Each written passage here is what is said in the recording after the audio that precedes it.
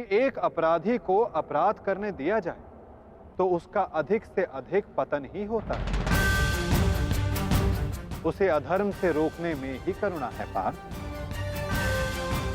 और ये आत्माएं मरेंगी नहीं, अधर्म से दूषित हुए शरीर का त्याग करेंगे।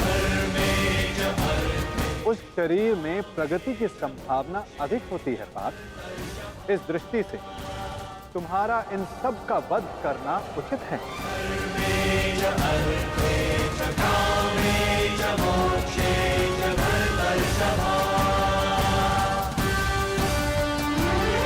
मनुष्य का शरीर उसकी संपत्ति भी है और उसकी मर्यादा भी। धर्म के मार्ग पर प्रवास करने वाला मनुष्य अपने शरीर को शुद्ध करता है और इसी के माध्यम से वो आत्मा का साक्षात्कार करता है। इसी को क्षेत्र क्षेत्रज्ञ संबंध कहा जाता है पार्थ।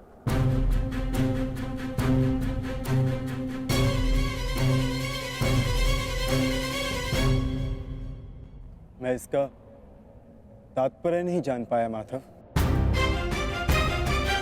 जब मनुष्य ये जान लेता है कि उसका शरीर एक भूमि का टुकड़ा है, अर्थात क्षेत्र है, और वो स्वयं उस भूमि के टुकड़े में रहने वाला, उस भूमि के भाग को जानने वाला, अर्थात क्षेत्रज्ञ है, तब वो शरीर के माध्यम से स्वयं की प्रगति साध पाता है।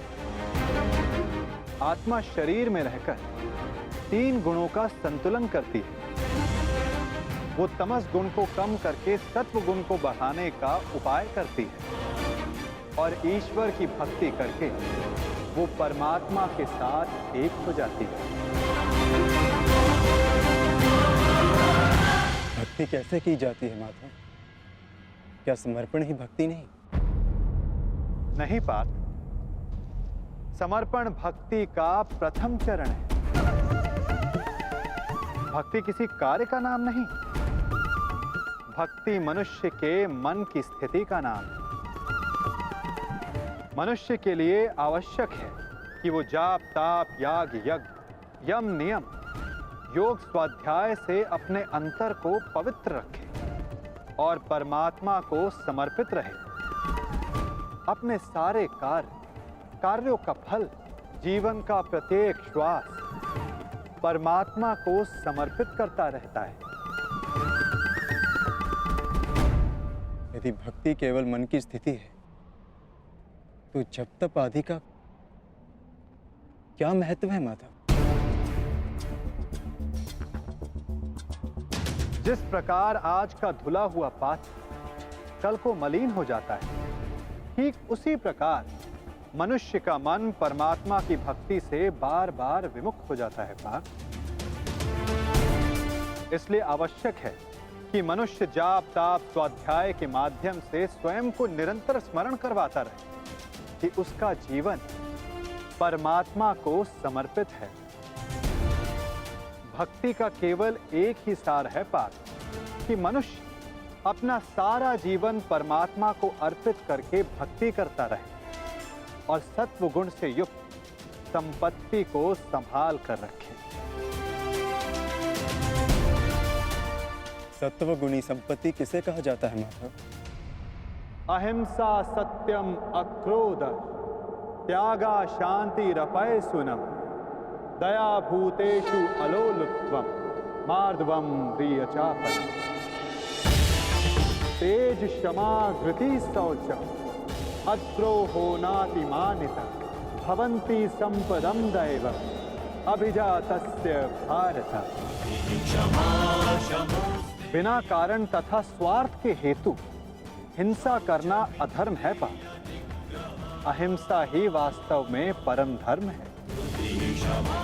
उसके साथ सत्य, क्रोध का ना होना, त्याग, मन में शांति, निंदा ना करना, दया भाव रखना, दुखों के प्रति आकर्षण ना होना और अकारण कार्य ना करना। तेज क्षमा धैर्य, शरीर की शुद्धता, धर्म से दो राह ना करना और अहंकार का ना होना, इन सभी गुणों को सत्व गुणी या दैवी संपत्ति कहा जाता है पार्थ। इसी से मनुष्य परमात्मा की अर्थात मेरी भक्ति कर पाता है पार्थ। जो मेरी भक्ति करता है वो इस जीवन के कर्तव्यों का वहन करता है, धर्म की स्थापना करता है और कर्म के फलों की इच्छा किए बिना उनकी आशा त्याग कर अपना जीवन जीता है पार्थ। उसे मैं इस जन्म में संतोष देता हूं तथा मृत्यु के पश्चात अपने में स्थान देता हूं पार्थ। जो रूप सबको अपने में स्थान दे दे, आपका वो रूप कैसा है माधव? कौन हैं आप? सांख्य के माध्यम से मैंने जाना है कि मैं आत्मा हूं, अमर हूं, जो नाशवंत शरीर में केवल वास करता हूं। और कर्मयोग के माध्यम से मैंने जाना है कि फल की इच्छा को त्याग कर केवल कर्म करने से ही मन को शांति और जीवन में सफलता प्राप्त होगी। और भक्ति योग के माध्यम से मैंने आपके प्रति समर्पण का महत्व जाना है। किंतु आपके प्रति संपूर्ण श्रद्धा से समर्पित होने की इच्छा होते हुए मन से संशय नहीं जा रहा। आपके सारे ज्ञान को प्राप्त करने के पश्चात भी मेरी बुद्धि स्थिर नहीं हो पा रही माधव। इस रणभूमि में मुझे अब भी चारों ओर मनुष्य ही दिखाई दे रहे हैं। आपने कहा था कि मनुष्य है ही नहीं, सब स्थान पर परमात्मा है।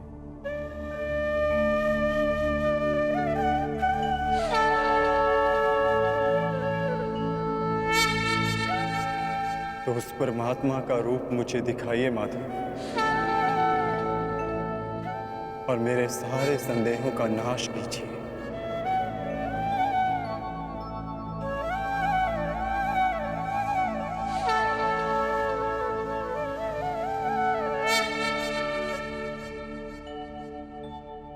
तो देखो पार्थ,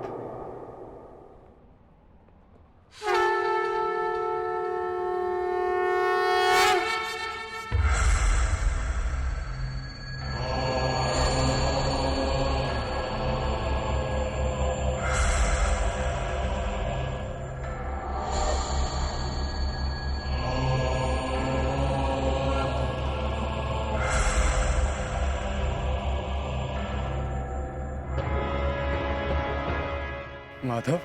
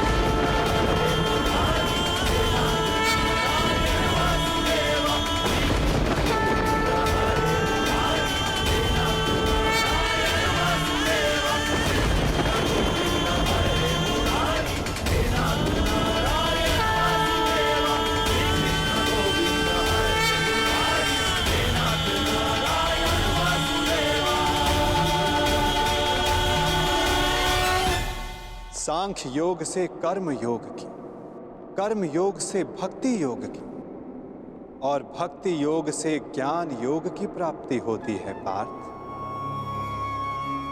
मेरे विश्व रूप के दर्शन करना ही वास्तविक ज्ञान है पार्थ।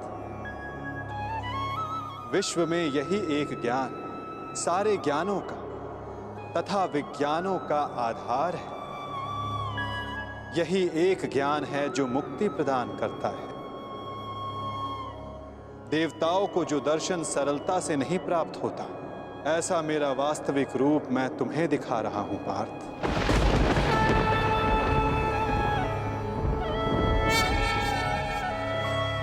बीजम मम सर्वभूतानां विधि पार्थ सनातनम बुद्धिर बुद्धिमतम अस्मि तेजस तेजस्विनम अहम्। मैं ही सारे जीवों का ब्रह्म बीज हूं, मैं ही बुद्धिमानों की बुद्धि हूं, मैं ही बलवानों का बल हूं पार्थ। मैं पृथ्वी के कण कण में वास करता हूं। सारी पृथ्वी, सूर्य, चंद्र, ग्रह, नक्षत्र, तारा मंडल और समस्त ब्रह्मांड मेरे भीतर वास करते हैं। मैं ही सत्य हूं, मैं ही संपूर्ण हूं, मैं ही जीव हूं, मैं ही शिव हूं।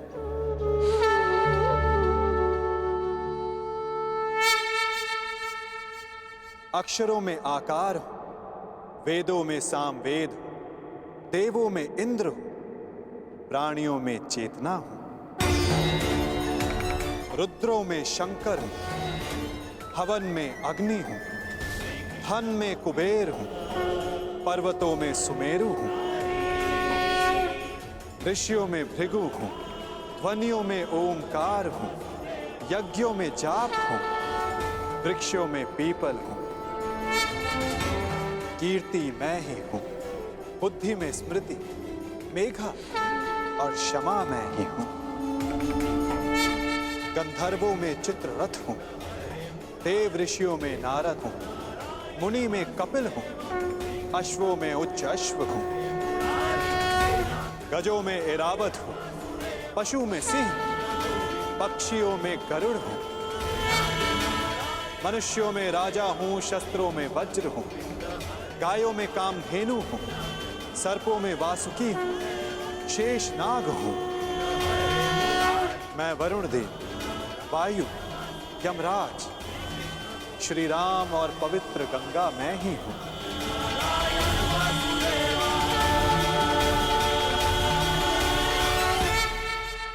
सृष्टि का आदि, मध्य तथा अंत मैं हूं।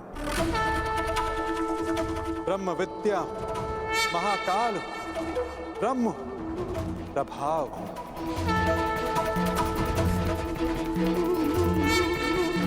मैं ही विजय हूं, मैं ही निश्चय हूं, मैं ही सत्व हूं, दंड, नीति, शक्ति, मौन तथा तत्व ज्ञान भी मैं हूं।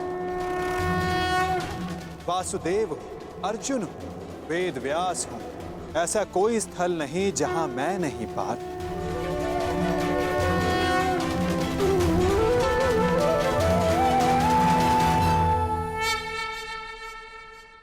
मैं ही समय हूं, मैं ही काल हूं, मैं ही मृत्यु भी हूं पार।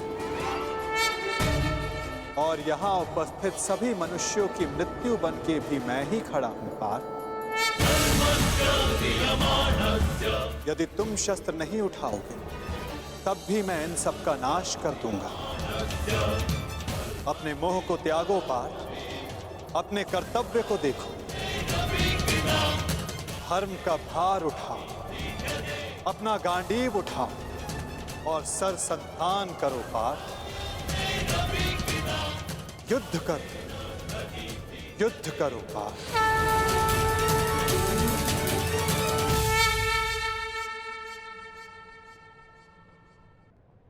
भगवान, माधव, मधुसूदन, आज मेरे सारे संदेहों का नाश हो गया है। हे नारायण, हे माधव, ये मेरा सौभाग्य है कि मैं स्वयं आपके वास्तविक अवतार का साक्षी बना। आपके ज्ञान के प्रकाश से मुझे मेरी शंकाओं के अंधकार से निकाल कर मुझे उचित मार्ग दिखाने के लिए आपका धन्यवाद। आपको मार्गदर्शक रूपी पाकर आज मेरा जीवन धन्य हो गया।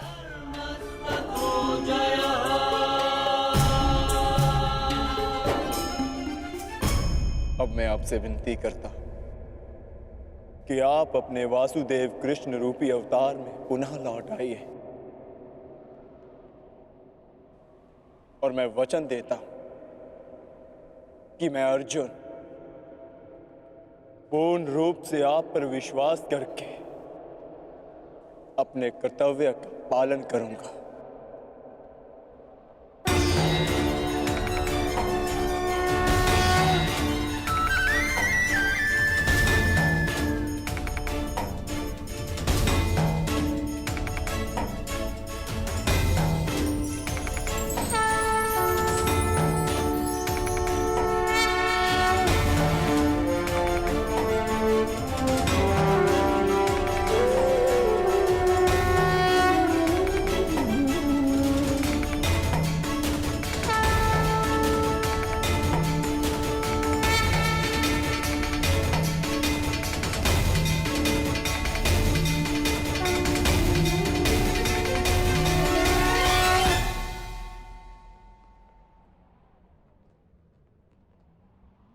उठो पार्थ, जिसका आरंभ किया है उसका समापन करना है तुम्हें।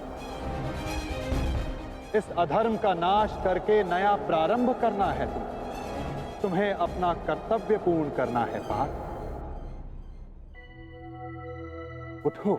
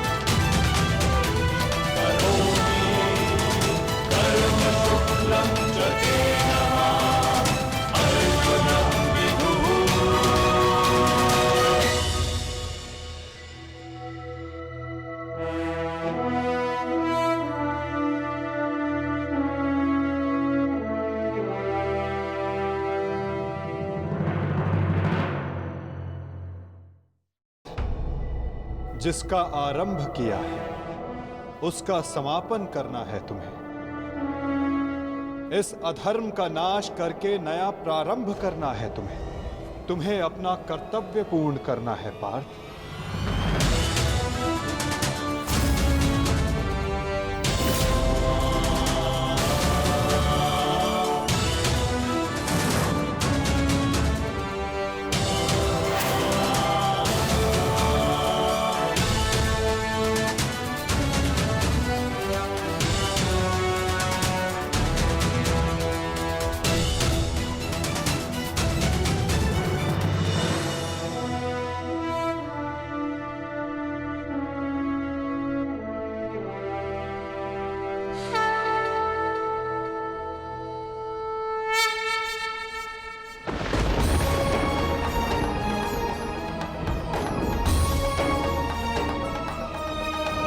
ईश्वर स्वयं है सृष्टि सारी, कहाँ उसको खोजना।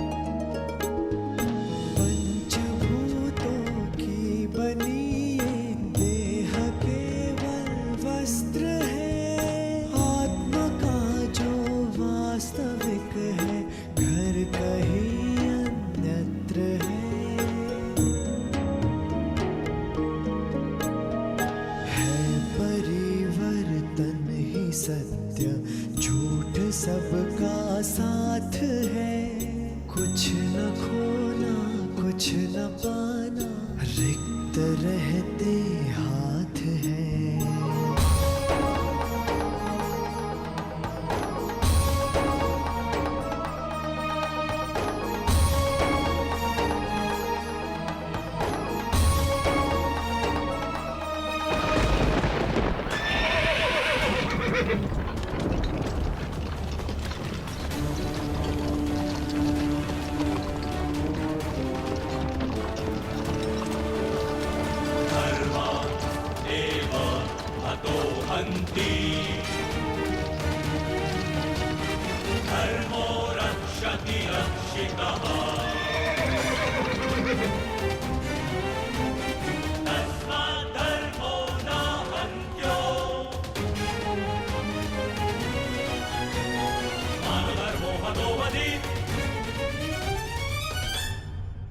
तैयार हो पार्थ?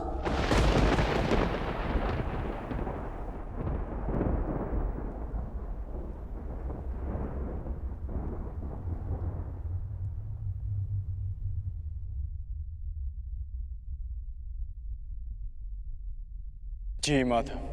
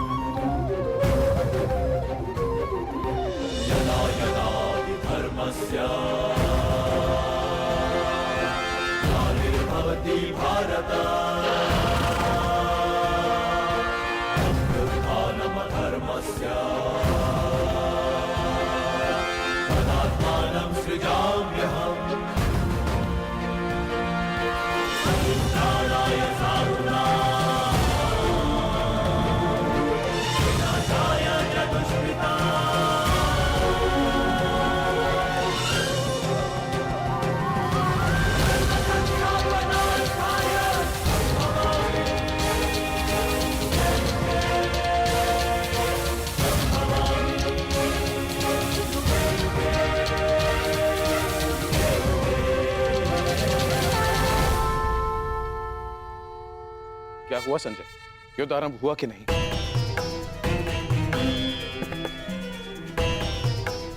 वासुदेव के शब्दों ने मुझे मौन कर दिया है महाराज। अब कहने के लिए कुछ भी शेष नहीं है। जिस प्रकार से वासुदेव के ज्ञान ने राजकुमार अर्जुन को प्रबुद्ध कर दिया है, उसी ज्ञान का प्रभाव मुझ पर भी पड़ा है महाराज। वो सब छोड़ो संजय, मुझे केवल इतना बताओ कि युद्ध आरंभ हुआ है कि नहीं। विस्तार से बताओ कि युद्ध भूमि में क्या क्या घटित हो रहा है। बताओ मुझे। जो आज्ञा महाराज।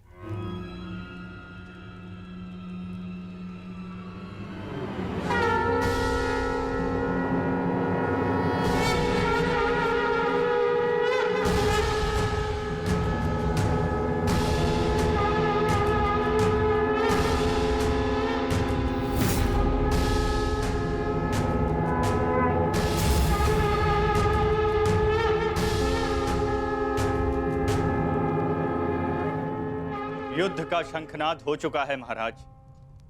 युद्ध किसी भी क्षण प्रारंभ हो जाएगा।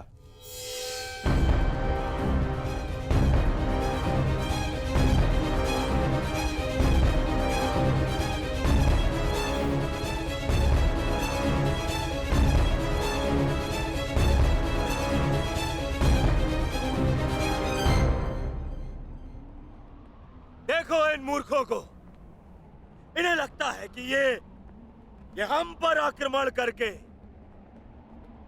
विजय प्राप्त कर सकते हैं।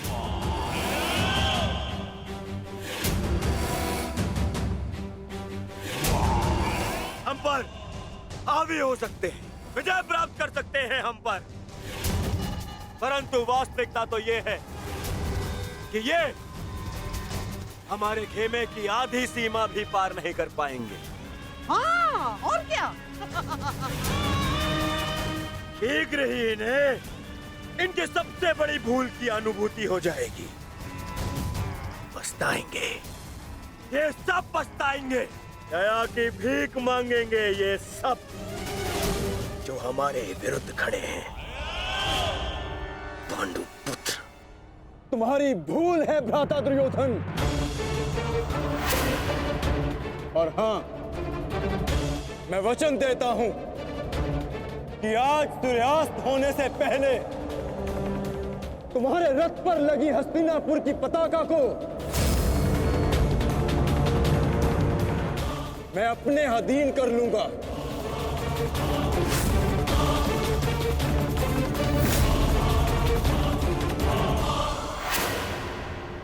मूर्ख! इतना दुस्साहस! अपनी दृष्टि खोल के देख। एक यहाँ किन महारथियों के विरुद्ध खड़ा है तू? और रही बात मेरे इस ध्वज की,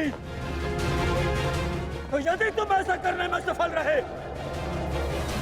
तो मैं वचन देता हूं, मैं स्वयं इस युद्ध को यही समाप्त कर दूंगा, यही समाप्त कर दूंगा, यही समाप्त कर दूंगा, यही समाप्त कर दूंगा।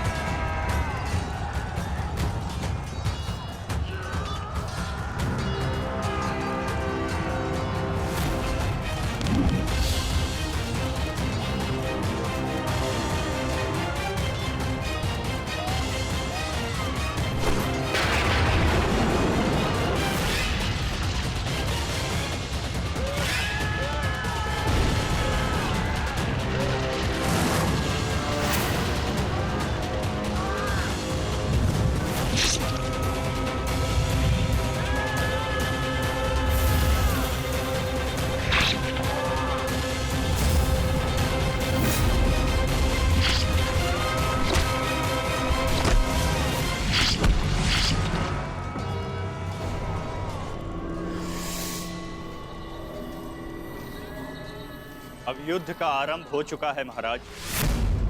युवराज दुर्योधन ने राजकुमार अर्जुन को चुनौती दी है कि सूर्यास्त से पहले उनके रथ पर उपस्थित पताका को यदि राजकुमार अर्जुन अपने बस में कर लेते हैं तो युवराज दुर्योधन आज ही युद्ध को समाप्त कर देंगे। ये क्या किया दुर्योधन ने? ये क्या किया दुर्योधन ने? और पितामह ने उसे रोका नहीं? नहीं महाराज। समझ में नहीं आता पितामह क्या भी रचना करने वाले।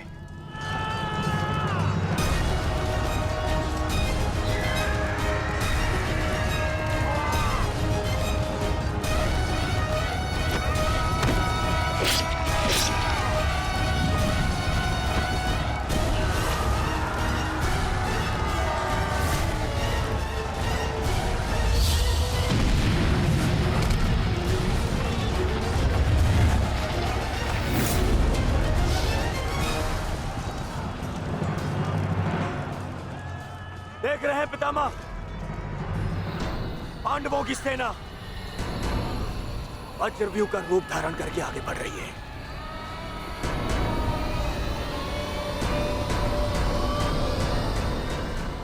पितामह, पितामह, सुन रहे हैं आप? याद भी है कि यहाँ क्या चल रहा है? पितामह, आप क्या कर रहे हैं? आप कौरवों की सेना के सेनापति हैं। हम सबको आपके आदेश की प्रतीक्षा है पितामह। कुछ बोलिए पितामह। हम कुछ नहीं करेंगे गंधार राज।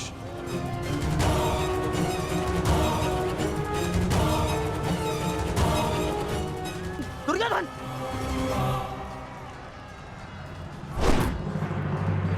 देखना अभिमन्यु, पताका मैं ही लेकर रहूंगा। तुम्हें गंभीरता से ना लेने के लिए क्षमा करना मित्र, परंतु मुझे स्मरण है जब विराट की युद्ध भूमि पर तुम मेरे पिता श्री अर्जुन के साथ थे तो वहाँ क्या घटित हुआ था। समय बदल गया है अभिमन्यु, और हालात भी। अब केवल विषय वर्तमान का ये युद्ध है। देखना, मैं यह पताका लेकर ही रहूंगा। ठीक है, तुम पताका ले आना और मैं स्वयं तुम्हें शिविर तक उठाकर लेकर जाऊंगा। सारथी, शीघ्रता करो।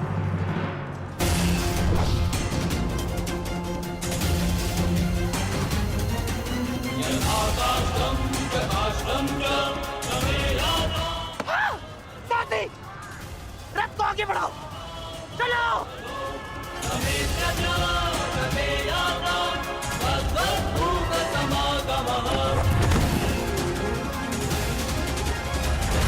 पितामह, कुछ तो बोलिए।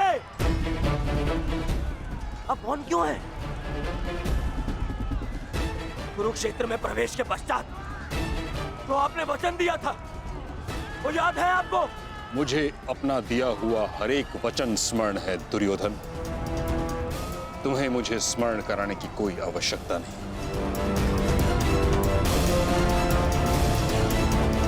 आरती, वज्र की ओर चलो।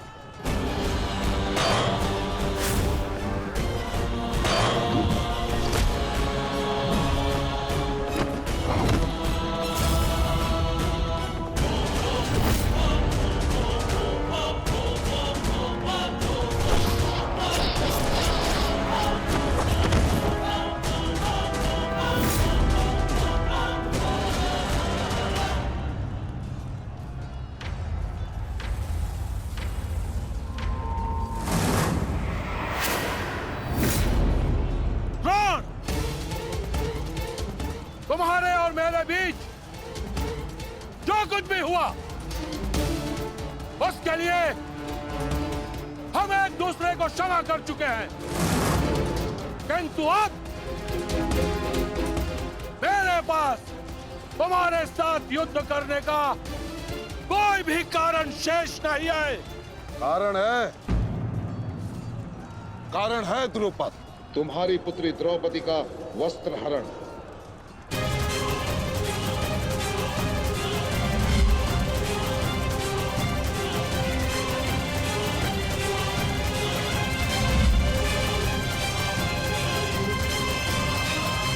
मामाश्री, तुम्हारा अंत करने की प्रतिज्ञा ली थी मैंने, और उस प्रतिज्ञा को पूर्ण करने का समय आ गया है। सावधान!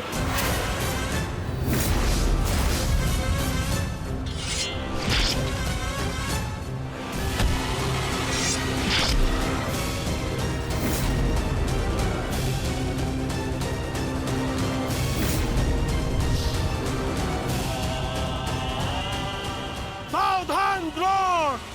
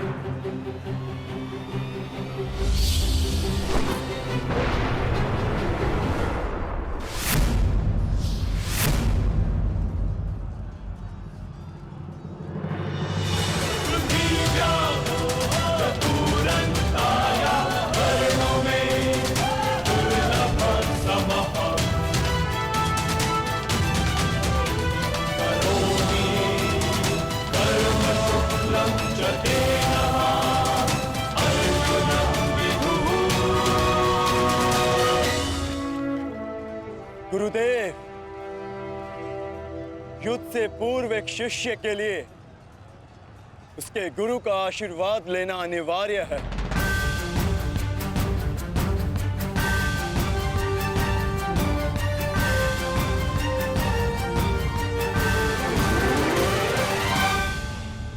मेरा आशीर्वाद सदैव तुम्हारे साथ है अर्जुन। कभी अनुमान नहीं लगाया था गुरुदेव, जिससे युद्ध कला और धनुर्विद्या सीखी, एक दिन उसी के विरुद्ध इसका उपयोग करना पड़ेगा। तुम केवल अपने कर्तव्य का पालन करो अर्जुन। ये युद्धशाला नहीं, ये समस्त युद्ध भूमि है और यहाँ का हर एक विपक्षी केवल और केवल तुम्हारा शत्रु है अर्जुन। सावधान अर्जुन।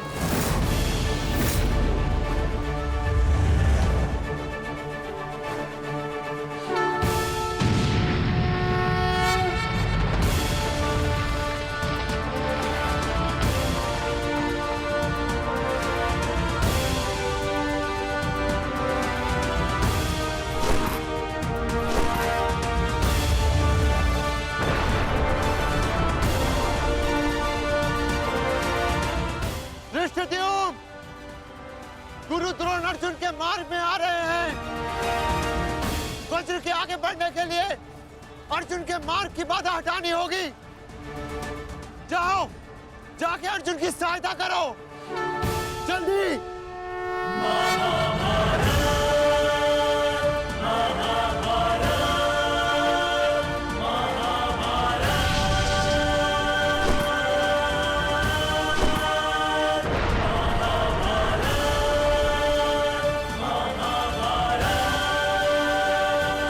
युवराज दुर्योधन, यदि युद्ध के सारे निर्णय तुम्हें ही लेने हैं तो मुझे सेनापति बनाने की क्या आवश्यकता थी? ऐसा मैं इसलिए कर रहा हूं पितामह, क्योंकि आप कौरवों के प्रति अपना कर्तव्य निभा नहीं पा रहे हैं। आप यहाँ मौन रहने के लिए नहीं, कौरव सेना का नेतृत्व करने के लिए आए हैं।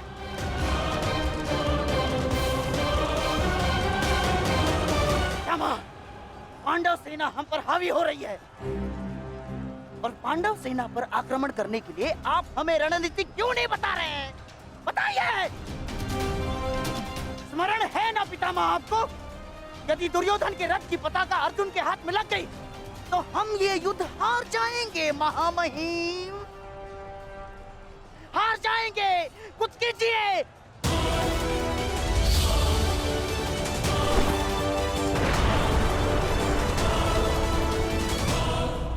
युवराज को मैंने ऐसे व्यर्थ वचन लेने के लिए कदापि नहीं कहा था। अब युवराज दुर्योधन को इसका परिणाम स्वयं भुगतना होगा। और रही बात मेरे आदेश की, तो अभी आक्रमण में समय शेष है। ये कैसी बातें कर रहे हैं आप? इसीलिए मैंने आपसे कहा था, क्या मैं पितामह से अधिक मित्रकाल की आवश्यकता है। अब देखिए क्या स्थिति हो गई है हमारी।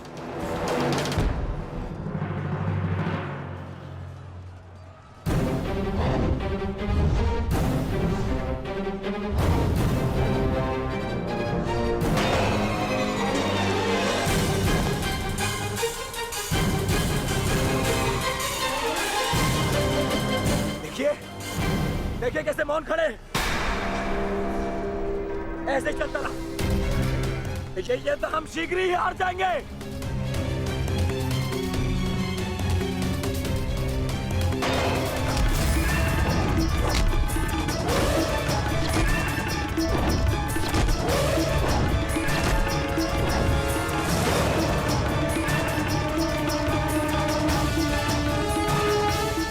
मेरे पिताश्री के पास जाकर पुनः युद्ध कला सीखो भीम। स्मरण हो रहा है कि प्रतिशोध की आग में तुम युद्ध कला भूल रहे हो।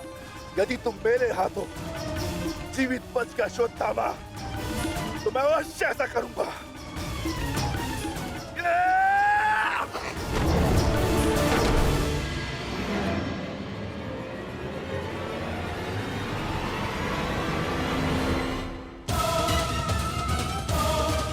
रुद्रोण को यहाँ से मैं संभालता हूँ। अर्जुन, तुम आगे बढ़ो।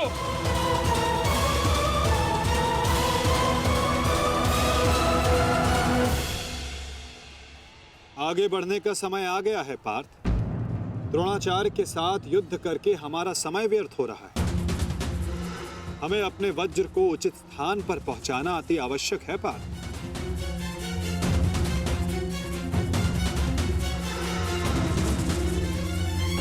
जैसी आज्ञा माधव। चलिए आगे बढ़िए।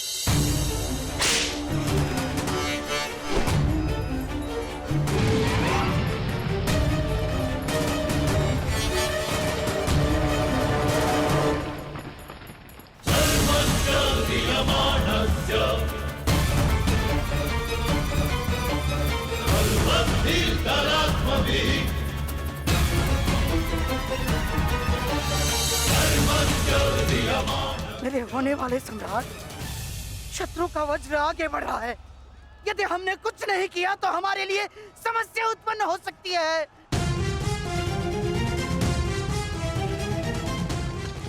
कुछ करो मेरे होने वाले सम्राट, कुछ करो।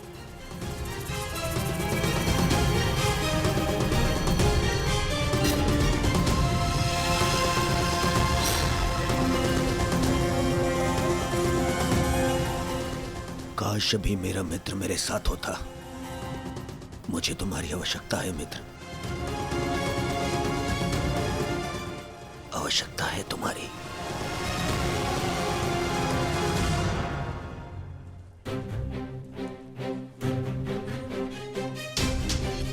ये कैसी अनुभूति है? ऐसा प्रतीत हो रहा है जैसे मेरे मित्र को मेरी सहायता की आवश्यकता है।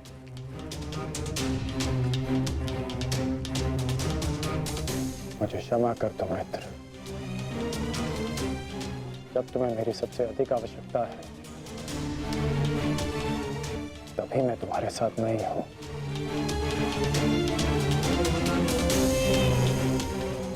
सैनिक, जाओ जाकर पता लगाओ कि युद्ध में क्या चल रहा है। जो आज्ञा महाराज।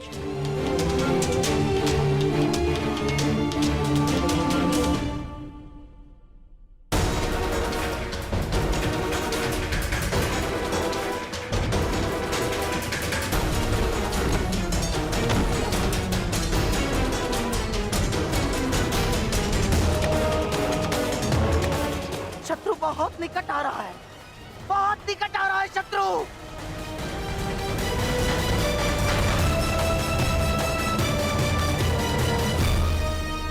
माधव,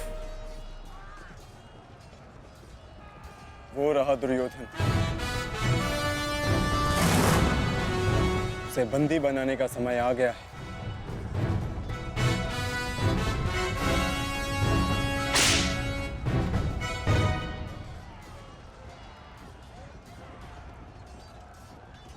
शत्रु निकट आ गए हैं दुर्योधन, आ गए शत्रु निकट। अब आक्रमण का समय आ गया है।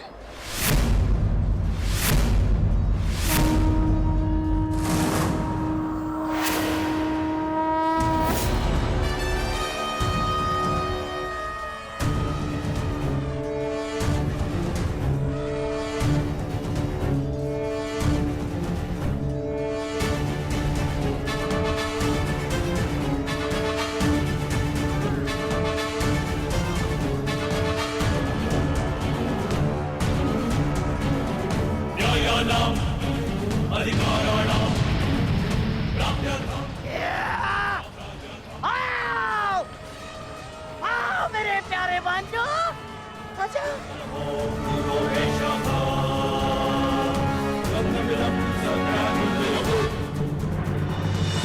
महामहिम भीष्म ने सर्वतोभद्र व्यूह की रचना की है महाराज। वो वज्र व्यूह को ध्वस्त करने का प्रयत्न कर रहे हैं। उस ओर से सेना का नेतृत्व कौन कर रहा है संजय? युद्ध को ध्वस्त करने का प्रयास कर रहे हैं। इस सेना की टुकड़ी का नेतृत्व कौन कर रहा है? कौन?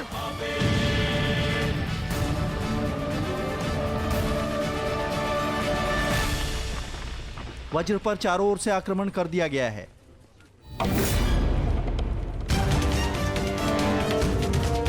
पितामह की सबसे प्रभावशाली तकनीक। और जो व्यूह का नेतृत्व कर रहे हैं वो हैं, मैं जानता हूं।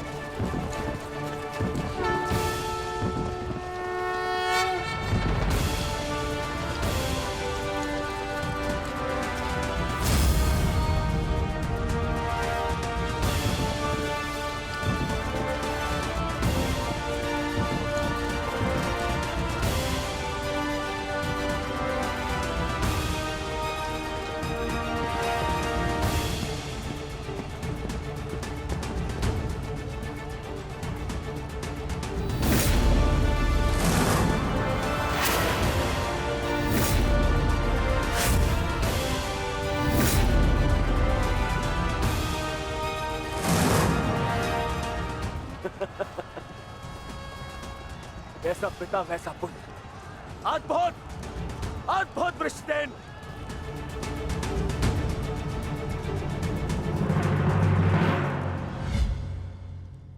सर्वतोभद्र व्यू के विषय में जानते हो?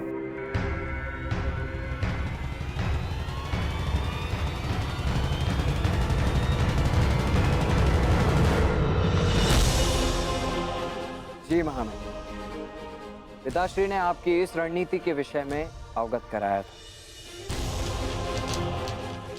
इस व्यूह के अनुसार शत्रुओं के अधिकतर व्यूह को तोड़ा जा सकता है। और क्या जानते हो? इस रणनीति के अनुसार एक ही समय में चारों ओर से शत्रु व्यूह पर आक्रमण किया जाता है और सेना को छिन्न भिन्न करते हुए मध्य तक पहुंचा जाता है ताकि शत्रुओं को कहीं से कोई सहायता न मिल सके। परंतु सेना का नेतृत्व केवल एक कुशल योद्धा के हाथों में होना चाहिए। और वो योद्धा ऐसा हो शत्रु जिसका अनुमान ही न लगा सके। उसकी युद्ध शैली कभी पहले देखी न गई हो।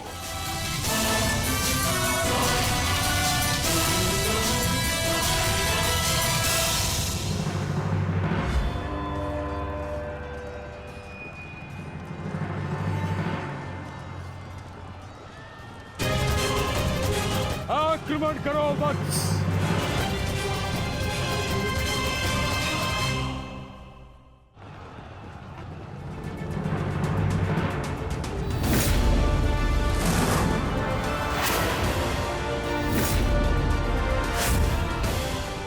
सत्य कहा दुर्योधन, सत्य कहा तुमने। जैसा पिता वैसा पुत्र वृषसेन। अद्भुत योद्धा है वृषसेन। कर्ण नहीं है तो क्या हुआ, वृषसेन है ना हमारे पास। वृषसेन लड़ो।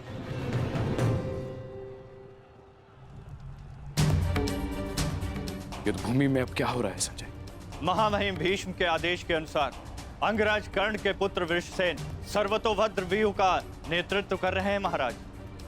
वज्र व्यूह पर चारों ओर से आक्रमण करके कौरव सेना पांडव सेना पर हावी हो रही है महाराज।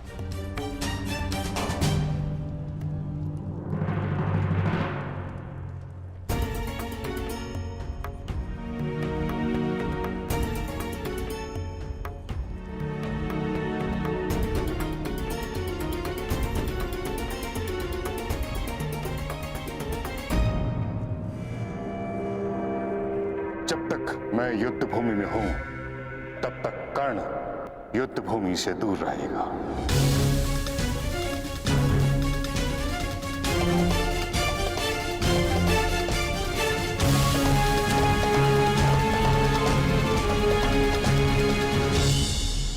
विश्वसेन के अप्रत्याशित आक्रमण से हमारी सेना को भारी क्षति पहुंची है वासुदेव। अब हमें क्या करना चाहिए? विपक्ष ने वज्र को तो रोक दिया, परंतु वज्र की नोक अभी भी प्रहार करने में सक्षम है धर्मराज। तुम समझ रहे हो ना पार्थ?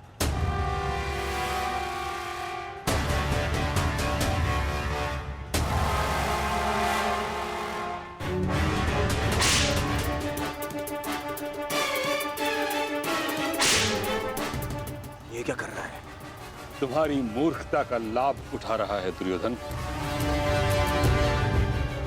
अर्जुन वज्रव्यूह को त्याग आगे बढ़ रहा है।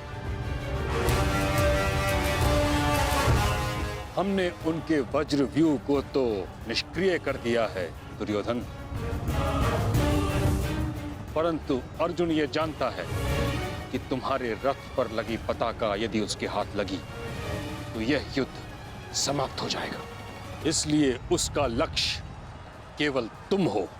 वो सब छोड़िए पितामह, अर्जुन को रोकने का उपाय सोचिए।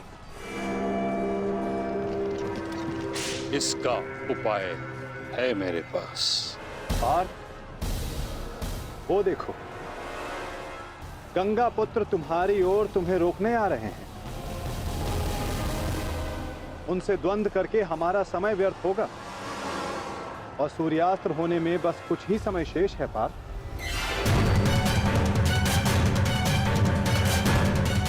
गंगा पुत्र का तुम्हारे मार्ग से हटना आवश्यक है।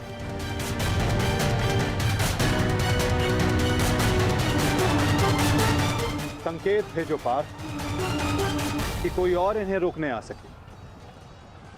शीघ्रता करो। परंतु पितामह से द्वंद्व करेगा कौन? जब योद्धा समक्ष प्रस्तुत होगा तब आपको ज्ञात हो जाएगा धर्मराज।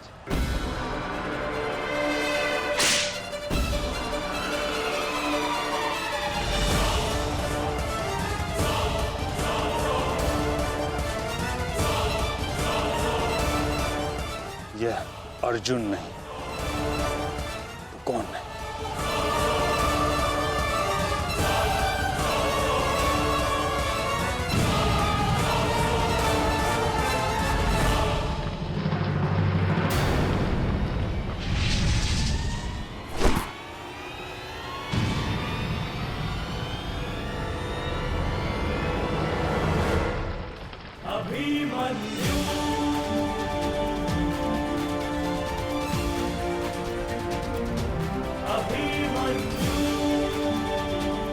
अभिमन्यु?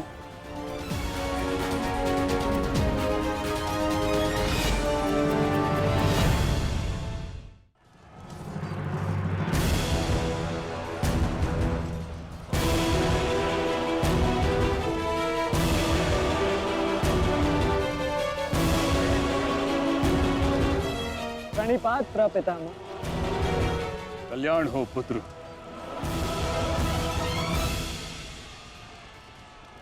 किंतु क्या अपने ही प्रपितामह का मार्ग रोकना उचित है? मैं तो केवल अपने धर्म का पालन कर रहा हूँ प्रपितामह। वही कर रहा हूँ जो मेरे पिता ने अपने पितामह से सीखा और जो मुझे सिखाए।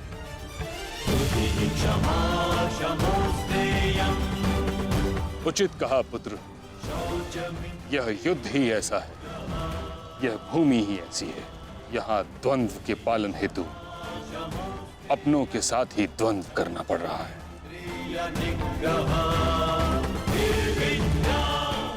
मुझे तुम पर गर्व है कि तुम परम निष्ठा और साहस से अपने कर्तव्य का पालन कर रहे हो, किंतु ये मेरा दुर्भाग्य है कि तुम मेरे साथ नहीं, मेरे विरुद्ध हो। और इसी कारण आपके प्रहार को रोकना मेरा कर्तव्य बन जाता है प्रपितामह। पुत्री उत्तरा, मैं तुम्हें वचन देता हूं कि जब तक रणभूमि में ये गंगा पुत्र खड़ा रहेगा तब तक तुम्हारा सौभाग्य और तुम्हारा सुहाग दोनों पर कोई आंच नहीं आएगी।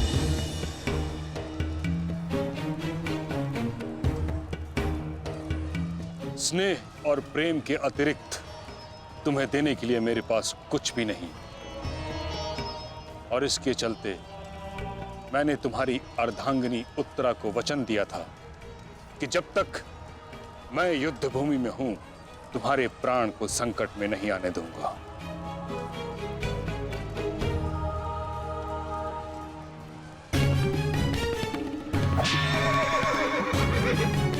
ये क्या कह रहे हैं पितामह? ये युद्ध है और ये हमारा शत्रु, इसकी रक्षा नहीं करनी है, आपको इसका वध करना है।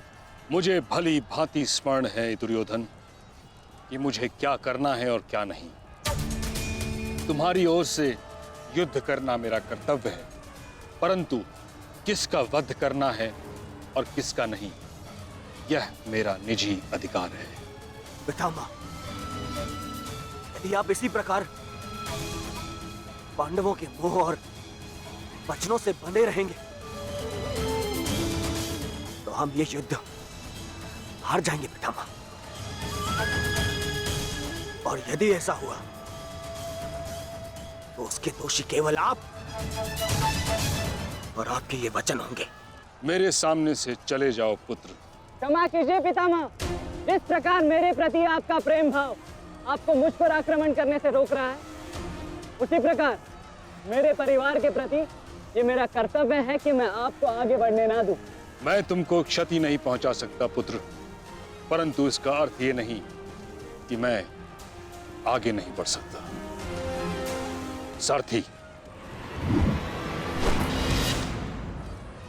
साधु पुत्र, किंतु अगली बार मत चूकना।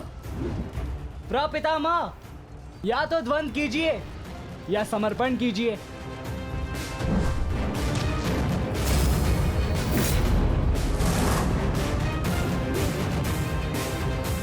बस करो पुत्र।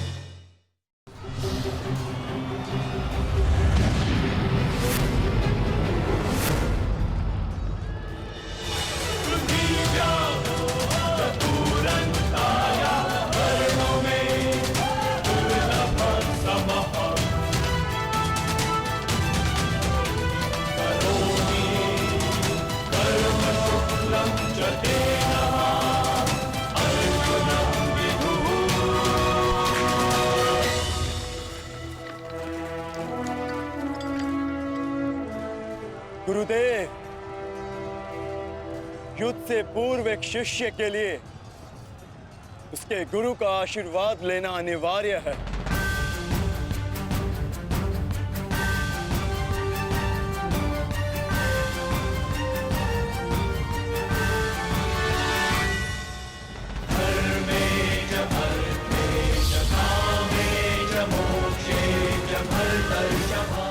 मेरा आशीर्वाद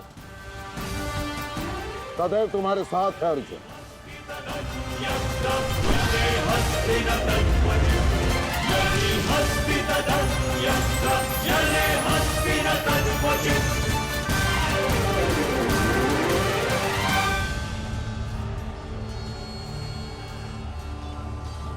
कभी अनुमान नहीं लगाया था गुरुदेव, जिससे युद्ध कला और धनुर्विद्या सीखी, एक दिन उसी के विरुद्ध इसका उपयोग करना पड़ेगा। तुम केवल अपने कर्तव्य का पालन करो अर्जुन। ये युद्धशाला नहीं, ये समस्त युद्ध भूमि है और यहाँ का हर एक विपक्षी केवल और केवल तुम्हारा शत्रु है अर्जुन। सावधान अर्जुन।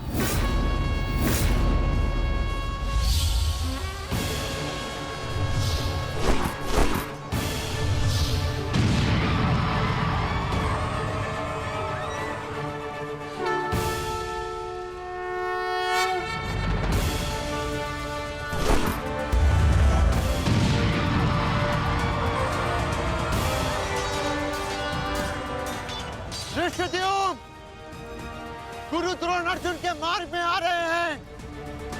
वज्र के आगे बढ़ने के लिए अर्जुन के मार्ग की बाधा हटानी होगी। जाओ, जाके अर्जुन की सहायता करो।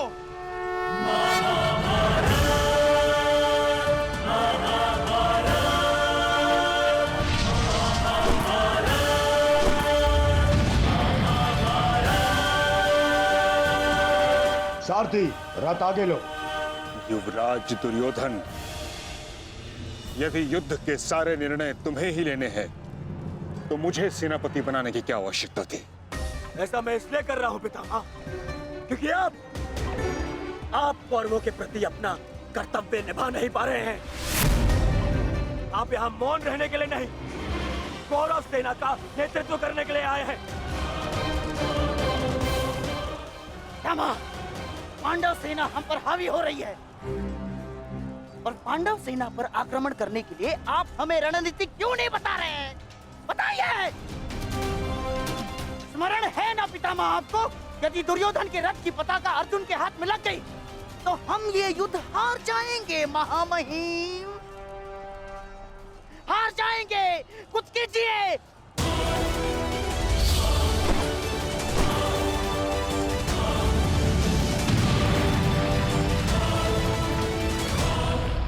युवराज को मैंने ऐसे व्यर्थ वचन लेने के लिए कदापि नहीं कहा था। अब युवराज दुर्योधन को इसका परिणाम स्वयं भुगतना होगा। और रही बात मेरे आदेश की, तो अभी आक्रमण में समय शेष है। ये कैसी बातें कर रहे हैं आप? इसीलिए मैंने आपसे कहा था कि हमें पितामह से अधिक मित्रगण की आवश्यकता है। अब देखिए क्या स्थिति हो गई है हमारी।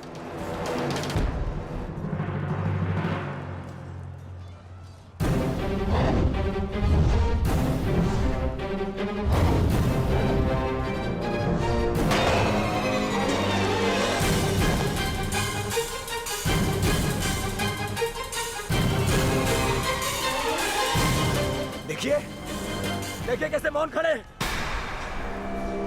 ऐसे चलता रहा ये तो हम शीघ्र ही हार जाएंगे।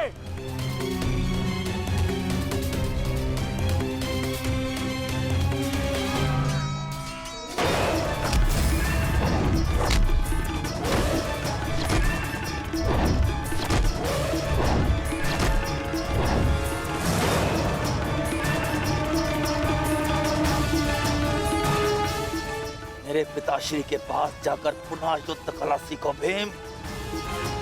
स्मरण हो रहा है कि प्रतिशोध की आग में तुम युद्ध कला भूल रहे हो।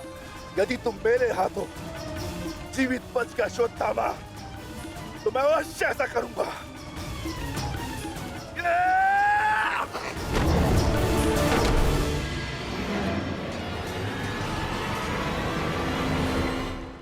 गुरु द्रोण को यहाँ से मैं संभालता हूँ। अर्जुन, तुम आगे बढ़ो।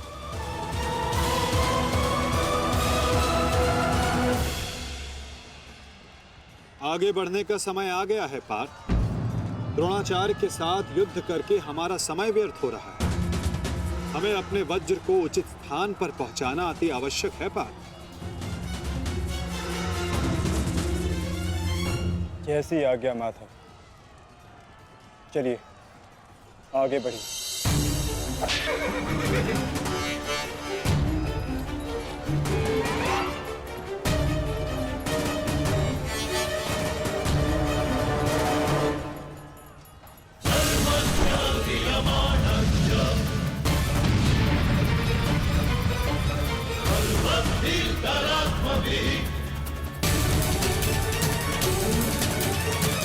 मेरे होने वाले सम्राट, शत्रु का वज्र आगे बढ़ रहा है।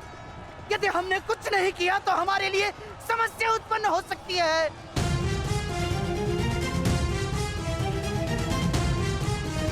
कुछ करो मेरे होने वाले सम्राट।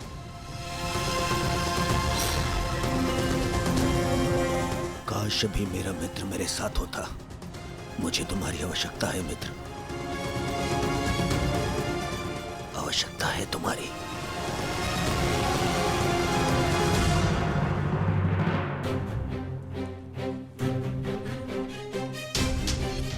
ये कैसी अनुभूति है?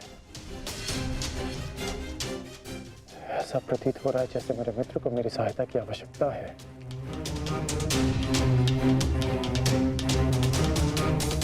मुझे क्षमा कर दो मित्र। जब तुम्हें मेरी सबसे अधिक आवश्यकता है तभी मैं तुम्हारे साथ नहीं हूं।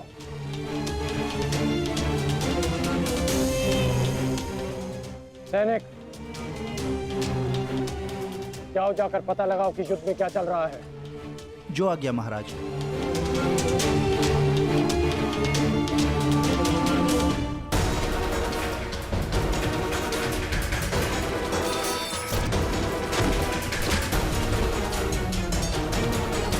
शत्रु बहुत निकट आ रहा है, बहुत निकट आ रहा है शत्रु।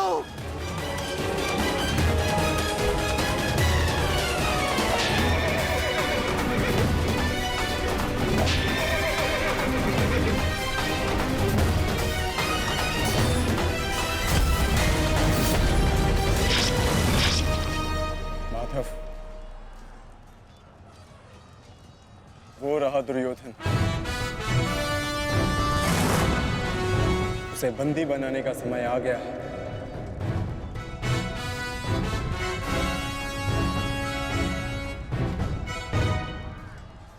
शत्रु निकट आ गए हैं दुर्योधन, आ गए शत्रु निकट। अब आक्रमण का समय आ गया है।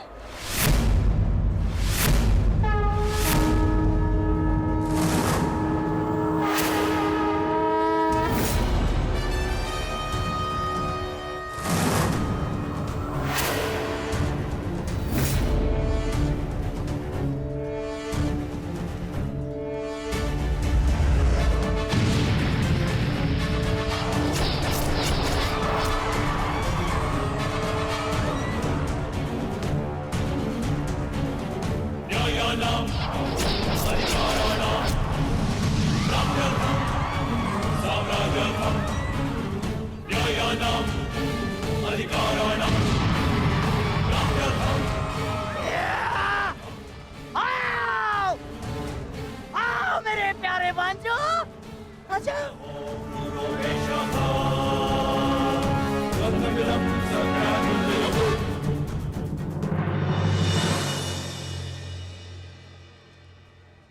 महामहिम भीष्म ने सर्वतोभद्र व्यूह की रचना की है महाराज। वो वज्र व्यूह को ध्वस्त करने का प्रयत्न कर रहे हैं। उस ओर से सेना का नेतृत्व कौन कर रहा है संजय? व्यूह को ध्वस्त करने का प्रयास कर रहे हैं। इस सेना की टुकड़ी का नेतृत्व कौन कर रहा है? कौन? वज्र पर चारों ओर से आक्रमण कर दिया गया है।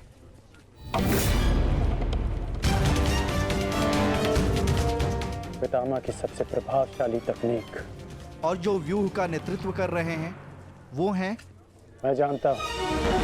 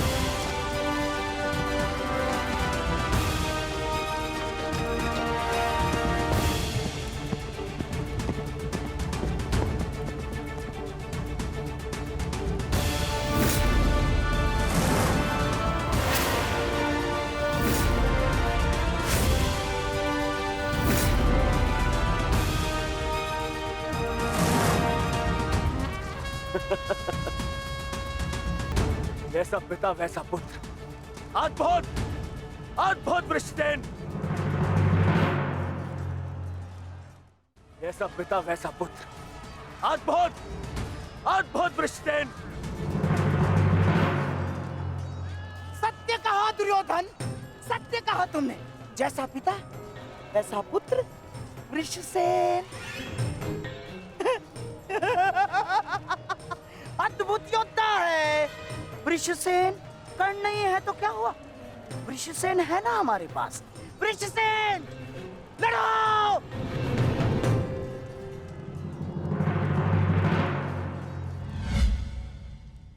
सर्वतोभद्र व्यू के विषय में जानते हो?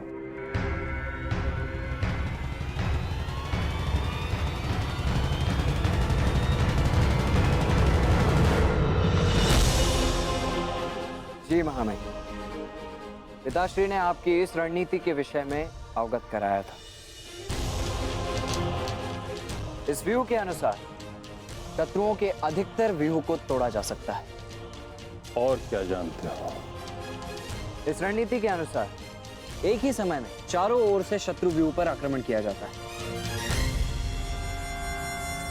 और सेना को छिन्न भिन्न करते हुए मध्य तक पहुंचा जाता है ताकि शत्रुओं को कहीं से कोई सहायता न मिल सके। परंतु सेना का नेतृत्व केवल एक कुशल योद्धा के हाथों में होना चाहिए। और वो योद्धा ऐसा हो शत्रु जिसका अनुमान भी न लगा सके। उसकी युद्ध शैली कभी पहले देखी न गई हो।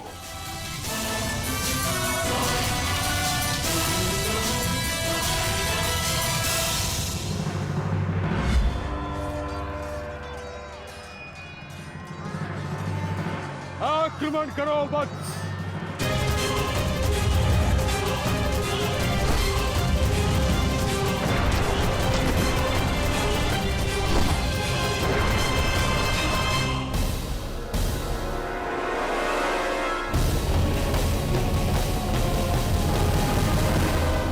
युद्ध भूमि में अब क्या हो रहा है संजय? महामहिम भीष्म के आदेश के अनुसार अंगराज कर्ण के पुत्र वृषसेन सर्वतोभद्र व्यूह का नेतृत्व कर रहे हैं महाराज। वज्र व्यूह पर चारों ओर से आक्रमण करके कौरव सेना पांडव सेना पर हावी हो रही है महाराज।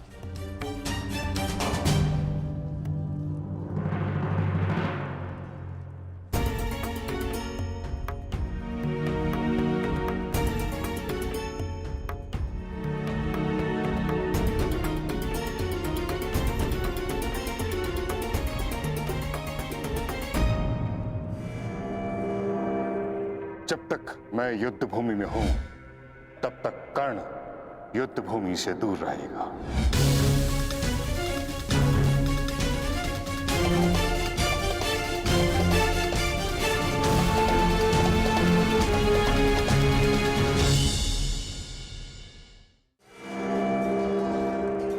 विश्वसेन के अप्रत्याशित आक्रमण से हमारी सेना को भारी क्षति पहुंची है वासुदेव। अब हमें क्या करना चाहिए? विपक्ष ने वज्र को तो रोक दिया, परंतु वज्र की नोक अभी भी प्रहार करने में सक्षम है धर्मराज। तुम समझ रहे हो ना पार्थ?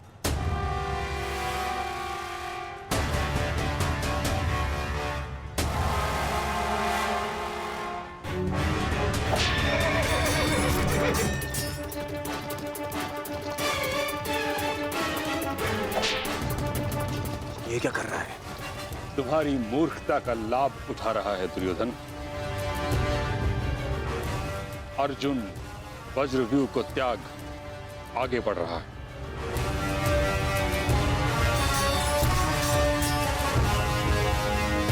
हमने उनके वज्रव्यूह को तो निष्क्रिय कर दिया है दुर्योधन, परंतु अर्जुन ये जानता है कि तुम्हारे रथ पर लगी पताका यदि उसके हाथ लगी तो यह युद्ध समाप्त हो जाएगा। इसलिए उसका लक्ष्य केवल तुम हो। वो सब छोड़िए पितामह, अर्जुन को रोकने का उपाय सोचिए। इसका उपाय है मेरे पास। पार्थ, वो देखो, गंगा पुत्र तुम्हारी ओर तुम्हें रोकने आ रहे हैं। उनसे द्वंद्व करके हमारा समय व्यर्थ होगा और सूर्यास्त होने में बस कुछ ही समय शेष है। पार्थ,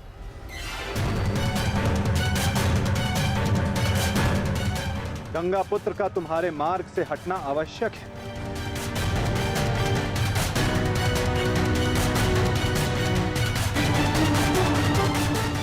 संकेत भेजो पार्थ कि कोई और इन्हें रोकने आ सके। शीघ्रता करो।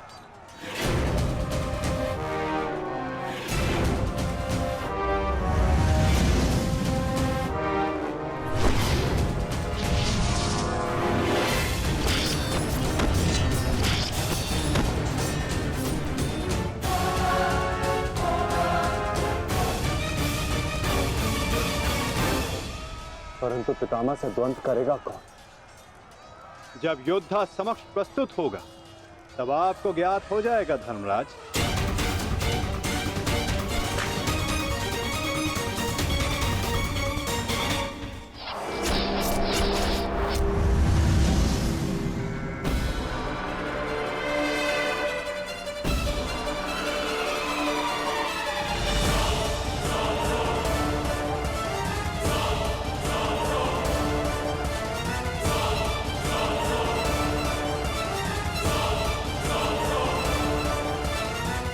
यह अर्जुन नहीं, कौन है?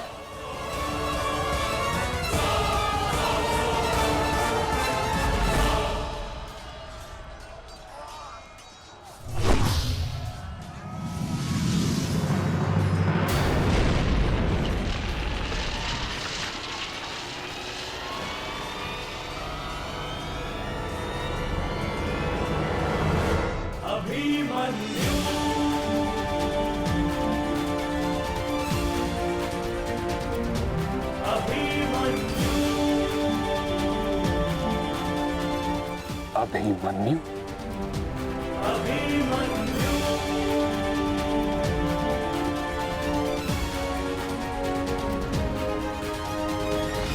प्रणिपात प्रपितामह।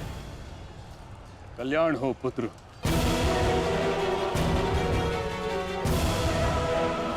किंतु क्या अपने ही प्रपितामह का मार्ग रोकना उचित है? मैं तो केवल अपने धर्म का पालन कर रहा हूँ प्रपितामह। वही कर रहा हूँ जो मेरे पिता ने अपने पितामह से सीखा और जो मुझे सिखाए। उचित कहा पुत्र। यह युद्ध ही ऐसा है, यह भूमि ही ऐसी है। यहाँ द्वंद्व के पालन हेतु अपनों के साथ ही द्वंद्व करना पड़ रहा है।